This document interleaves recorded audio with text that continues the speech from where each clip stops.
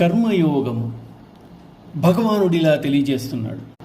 యజ్ఞశిష్టాసిన సంతో ముచ్యతే సర్వకిల్ విషయే భుంజతే తే త్వఘం పాప ఏ పచల్చాత్మకారణాత్.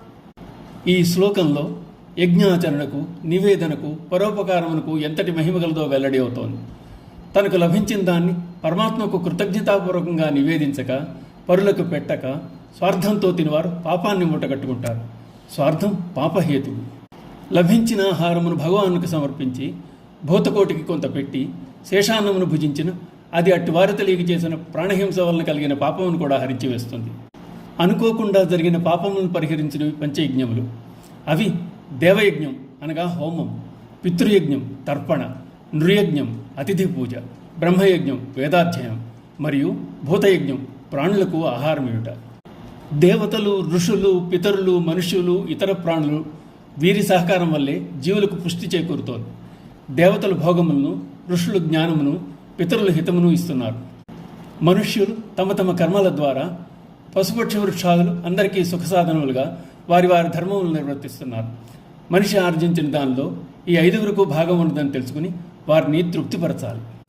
అన్నాద్భవంతి భూతాని పర్జన్యాత్ అన్న సంభవ యజ్ఞాద్భవతి పర్జన్యో యజ్ఞ కర్మ సముద్భవ కర్మ బ్రహ్మోద్భవం విద్ధి బ్రహ్మాక్షర సముద్భవం తస్మాత్ సర్వగతం బ్రహ్మ నిత్యం యజ్ఞే ప్రతిష్ఠితం.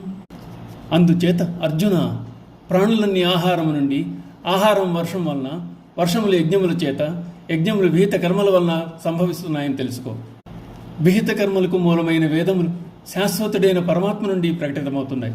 అందువలన సర్వవ్యాపి అవ్యయుడు అయిన పరమాత్మ యజ్ఞములందు ప్రతిష్ఠుడై ఉన్నాడు. బ్రహ్మము నుండి వేదము, వేదం వలన సత్కర్మ, సత్కర్మ వలన యజ్ఞము కలుగుతున్నాయి. కేవలం హోమముతో కూడిన ప్రక్రియ మాత్రమే యజ్ఞం కాదు. లోకహితము కొరకై చేయు ప్రతి సత్కర్మ యజ్ఞమే. శాస్త్ర విహితం కాని ఏ కర్మ యజ్ఞము కాని అర్థం. యజ్ఞమునందే బ్రహ్మము ప్రతిష్టమై ఉన్నది. కావున యజ్ఞములు పవిత్రములు, మోక్షప్రదములు అని భగవానుడు తెలియజేస్తున్నాడు. అందుచేత మనుష్యులు యజ్ఞములు ఆచరించిన చిత్తశుద్ధిని పొంది బంధవిముక్తులు కాగలరు. అలాగే వేదములు నిత్యములు, అవి రచింపబడినవి కావు. వేదములు అక్షరుడైన పరమేశ్వరుని ముఖము నుండి వెలువడ్డాయి.